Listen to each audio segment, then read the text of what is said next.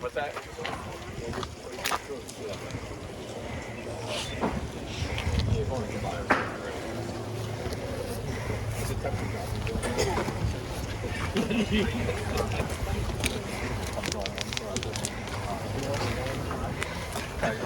We thought we'd stop you here, kind of in front of the work we're doing at the station.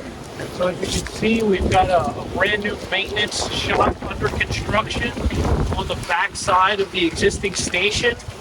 Similar to our Candemonium, the trains will never have to leave this destination. They'll be able to, we'll have a transfer track that flies through that big opening in the station, and then we can park inside to do daily maintenance, and then beyond that, overhaul in this type of season. Kind of see we got two pieces of track set. That's our brake run coming back into the station. We've got a separate unload and load position. So you'll unload separately. That allows us to run 3 trains. We're going to run 3 trains on Wildcat's Revenge. Similar to Candemonium with the 3 trains. Obviously, we'll be able to take a train off early after Halloween to start the maintenance. So when we can open with 3 trains when we get busier. So same type of rotation as Candy with that.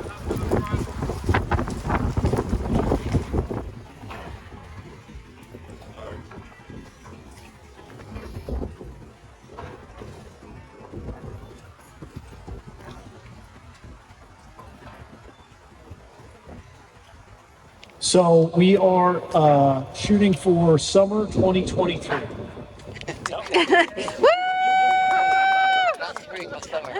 That's our official statement. Winter is our construction season here at Hersheypark. So that comes with its unique set of challenges. We poured concrete today on a day like this. So our constant challenge is keeping concrete from freezing, having to tear that out and redo it. Manpower is a construction industry-wide issue that we're fighting with all of our contractors. And supply chain still tends to be a little finicky here and there. But as far as ride specific, we are on track. Progress is where we think it should be. And no surprises. Assuming most of you have seen the train we unveiled at IAPA, our inspiration pretty much from day one was that idea of the Wildcat destroying, bursting out of the old design concept. So we mimic that in the trains. We did kind of workshop several different versions of what that looks like on the train, and ultimately ended up with where we are now. We did also kick around the concept of having the eyes of the Wildcats light up on the front of the train, but logistically more difficult than it sounds. Still evaluating lighting package concepts. I think the one thing we know is that we'll have tracer lights up the lift hill, but beyond that, we're still kind of in a design phase for that part.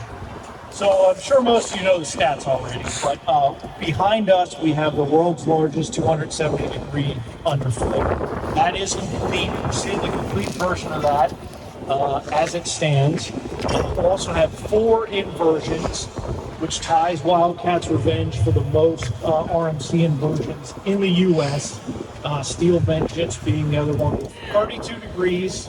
We've asked RMC to make sure that we can get down to 32 degrees so that we can run through Christmas Candy Lane. We will be heating the trains in the station. We'll have heaters in the brake air boxes. So we're going to make sure that we can run down to at least 32 degrees and essentially run at full Hersheypark operating seasons.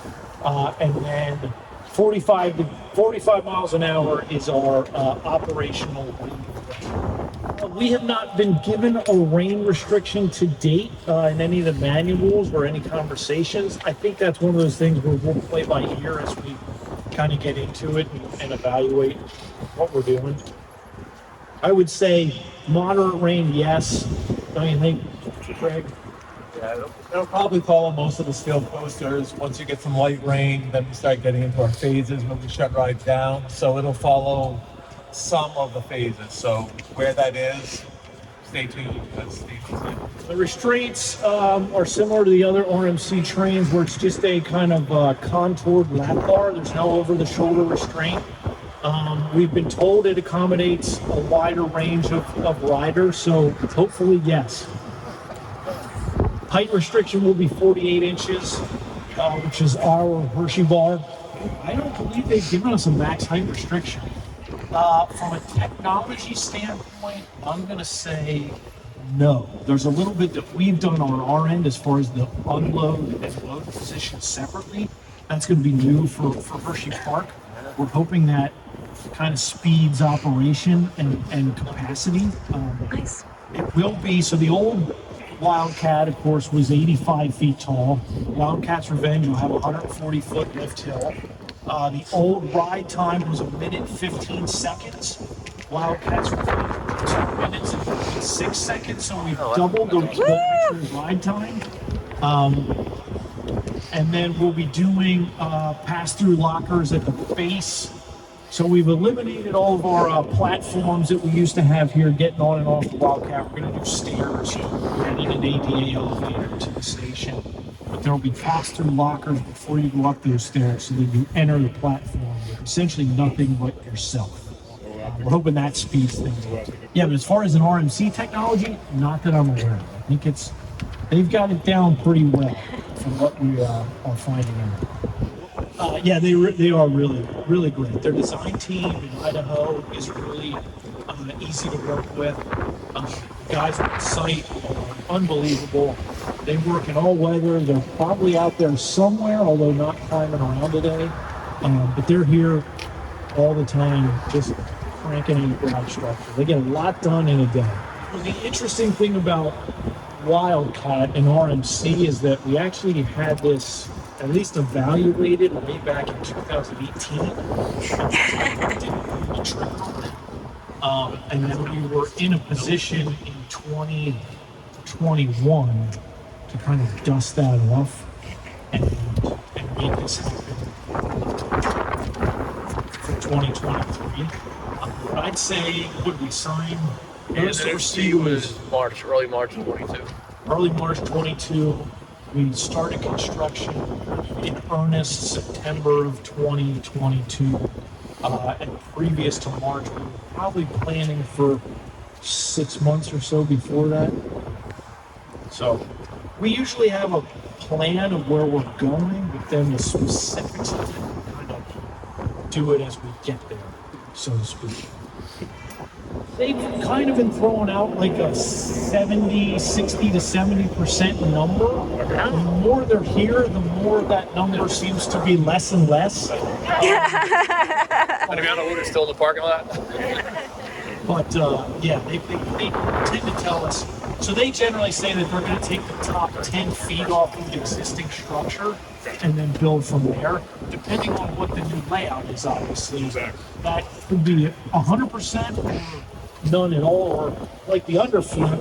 Most of the original lift hill is there. They've actually gone about 20 feet taller in that section of the rock. I mean, you can see kind of the old rocks that are still up there. So that's about where the first drop was. That's complete. We're kind of hoping to repurpose those for potentially lightning racers. Thank you very much, everybody. Yeah.